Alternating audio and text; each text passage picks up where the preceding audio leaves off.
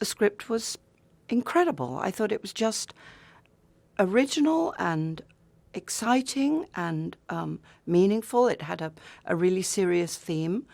The theme was approached in a really interesting way, and I said to my agent, and it was a moment when I was being offered a couple of other things as well, and I said, if there's a conflict, this is the film I want to do.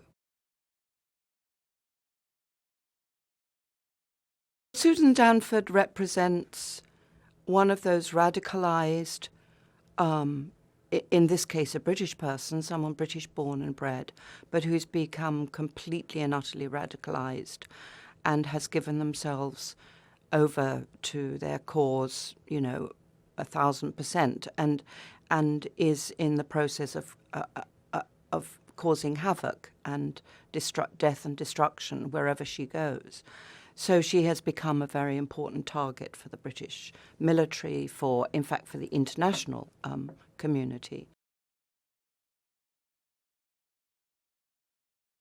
My character is a military commander who has been aware of this woman's activities over a long period of time, has watched the kind of destruction that she's caused, and is a part of an international effort to stop her and her associates.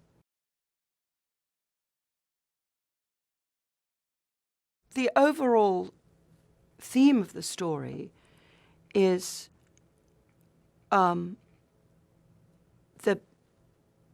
the righteous, necessary military efforts to contain and reduce terrorism in the world against the freedoms and the vulnerabilities and the innocence of the people who are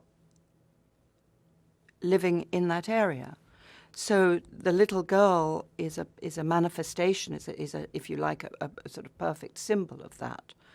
The whole film is about the moral conflict between those two things.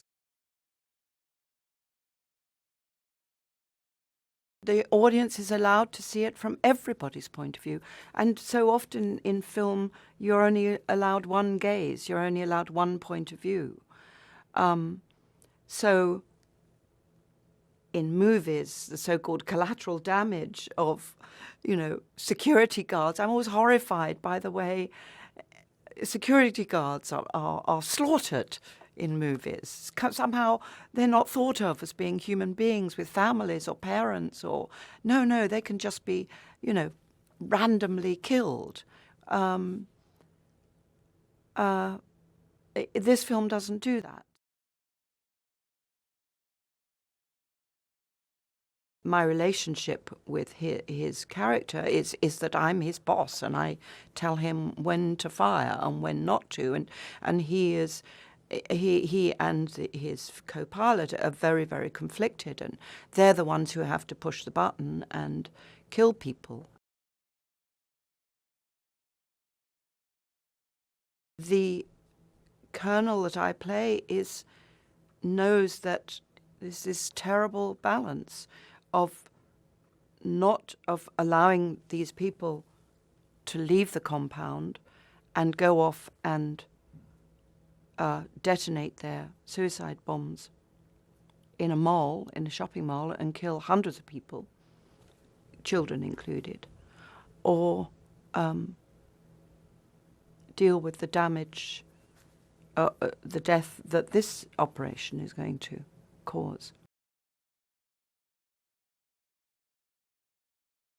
It's his movie. He's an auteur, director in that sense. I think he felt very, very strongly about it because he has military experience himself, and I think that's an incredibly important part of why he felt so. You have to ask him, I don't know, but why he felt so committed. For me personally, as an actress, what was extraordinary was his extremely emotional involvement with the subject matter. This is not like oh, I know how to direct this, I'll do this, I'll do that, it'll look like this. This is a passion, a really passionate emotional involvement with the subject. The way that we shot it made you really feel the way it is in real life, because they are all separate from each other. They are all on the phone to each other. It wouldn't have been nearly as good for me if I'd seen, Aaron, if he'd been in the next room and I'd had a drink with him at night.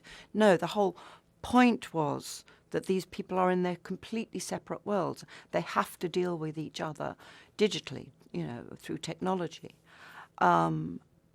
There is no human contact. They can't discuss things after the, after the event. And likewise the politicians, and likewise the people on the ground. Everybody is in their own universe. And we were when we were making the movie. So, it played into exactly how the film is, what the reality of this world is.